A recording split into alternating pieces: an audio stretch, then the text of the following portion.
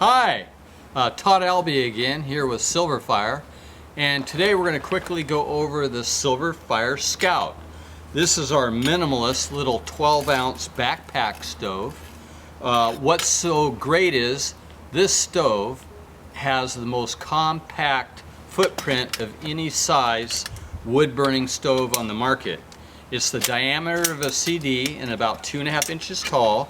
Here is the MSR Alpine stowaway pot, and you can see that this pot that you can pick up at a lot of backpack and outdoor shops is a real nice package. The whole stove simply drops in there, put your lid on, and the SilverFire is snug.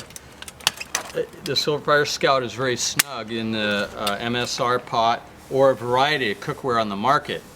Now the SilverFire Scout is a stove that's designed for minimalist pots. Unfortunately, I am seeing some videos out on the market with great big number 10, number 12 cast iron pots, and the stove was never intended for large, massive pots. This is a minimalist backpack stove. This is a stove that's going to fit in your go bag, in your backpack, in your fanny pack, maybe in the glove box of your vehicle, and this little stove could save your life out in the field. So we're going to go ahead here, and all you do is take the fuel and stack it in the combustion chamber vertically. Just take your little twigs, your pine cones, whatever biomass you find out in the field. Any flammable organic matter is going to be great in this stove. And then this is the pot support. We'll put this on top. Now in the field in Oregon, we get a lot of rain. So again, I like to use the linseed oil. It burns real clean, and we'll just insert that there. And we're just going to light this with a butane torch. It could be a match, it could be my steel striker again or whatever, but just for the ease of this demonstration, we'll quickly light this in kind of a circular pattern, and we'll let this get started, and we'll show you it gasifying here in just a couple minutes, reburning. And it will be burning real clean. And I forgot to even put my little tinder on top here, so we'll throw a little tinder on top, but you can see with the linseed tack cloth there that it even lit very efficiently without the small tinder. But maybe out in the field all you'll have is a small tinder or whatever. So that's how you simply ignite it. Let me go over again how the SilverFire goes together. This is simply the top with the folding pot supports. When you grab the SilverFire Scout out of its little nylon bag and out of its box, all you simply do is grab the primary ventilation ring and drop it like a nesting doll on the ground, flames up. Always the flames, which is our motif. Simply grab the combustion chamber and give it a shake, and the bottom of the combustion chamber will fall down into the stove. And you can see right here I've designed an ash plate to catch any live embers. So this is a very safe stove, very clean signature, because again we have preheated air traveling up this double wall and reburning again a second time, and that's gasification, just reburning the fuel twice, and that's what gives it such a clean footprint when operating. So simply drop your stove together like that, grab your fuel, put it in vertically, your pine cones, whatever, throw your light tinder on top, and simply put on your pot supports. Make sure the stove rides inside the lip, and that will be a secure platform for supporting your pot. If you just throw the lid on and not pay attention, the pot supports may travel on the outside of the stove, and then your pot's not going to be, your stove's not going to be secure.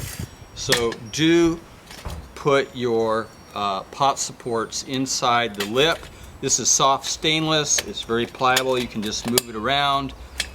and force it into the inner lip, and then you have a very stable platform for cooking. I also wanted to point out a couple things about the biomass that you select. When you see smoke, there's moisture in your fuel. Even if you've picked it off the florist floor and it's old and you think it's dry, if you're seeing a lot of smoke, then that indicates there's a high moisture content. The fuel may look dry outdoors, but it might not be. Also, I want to examine some of the biomass that you might find on the floor. You can see this pine cone in my right hand is very light and fluffy. This is excellent fuel. It's going to burn very hot and clean. Conversely, this pine cone in my left hand is very dense, very thick. This type of pine cone is going to have a lot more pitch in it and will leave a lot more creosote on the bottom of your pot. So to keep your pot cleaner, the selection of dry, good quality biomass is going to have better outcomes and make it a little easier to clean your stove. Now we're going to pan into the stove, and you'll see the little propane like little fingers that's indicating the re-burning, even though it's a bit windy out here today. Okay, so now we can see the stove's really gasifying. There's no smoke signature, and it's burning the fuel very efficiently, very cleanly.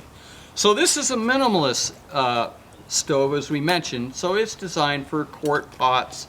So you can anticipate time to boil about 5 minutes for a quart of water in the SilverFire Scout. There's lots of cookware on the market that's all going to be very stable with the SilverFire Scout. And I forgot to pick up my pot support and fold that out.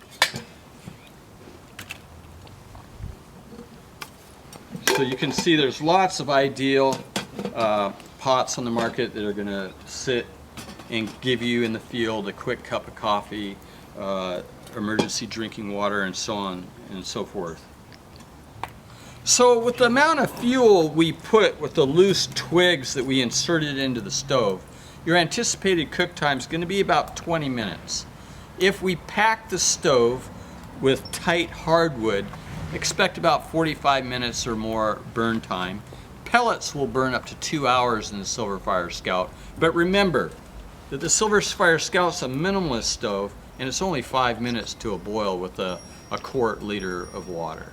I'd also like to address maintenance with the SilverFire Scout. In the event that over time, or you find that your SilverFire Scout on delivery, the pot supports are too loose, they're thin stainless. You can just easily manipulate them. And if they're too wobbly, simply take the pot supports, lay them horizontal on a table edge or what have you, and just give it a rap with a hammer, and that'll tighten it right up.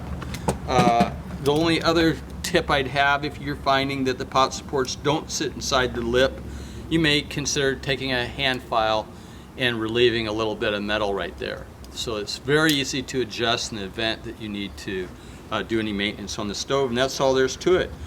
When you're all done burning, simply take the ash that will fall into the ash plate and dispose of it in your garden once it's cool. Remember not to touch the stove. Unlike our other SilverFire stoves, this is the one SilverFire stove that's not insulated, and until it is cool, it will burn you. It will severely burn you. This is a very hot stove. It is uninsulated, folks. Thank you.